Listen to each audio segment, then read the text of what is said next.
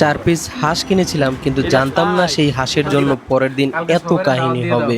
গল্পের শুরু বৃহস্পতিবার স্টিল মিল বাজার থেকে কিনে ফেললাম কিনা হাঁস। তারপর এক বাসায় গিয়ে শুরু হলো হাঁস নিয়ে খোটাখুটি আর কোটাকুটি। এরপর রাতেই আবার বাজারে ছুটলাম, মশলা থেকে শুরু করে রান্নার প্রয়োজনীয় সবকিছু এক রাতেই সব প্রস্তুত করে ফেললাম। তারপর এলো শুক্রবার সকাল 6টায় ঘুম থেকে উঠে রেডি, কিন্তু রেডি হয়ে লাভ কি?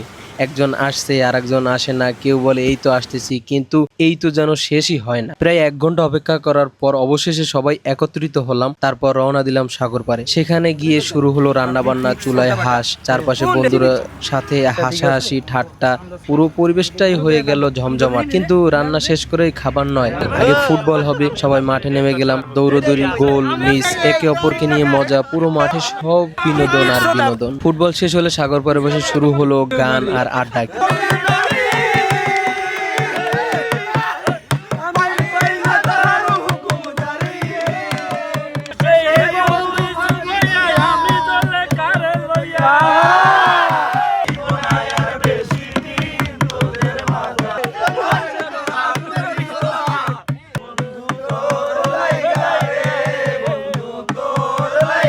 কেউ হয়তো মনে মনে ভাবছে খাবারটা কবে হবে। অবশেষে 2 ঘন্টা ফুটবল খেলা শেষে গিয়ে বসলো সেই কাঙ্ক্ষিত খাবারের আয়োজন।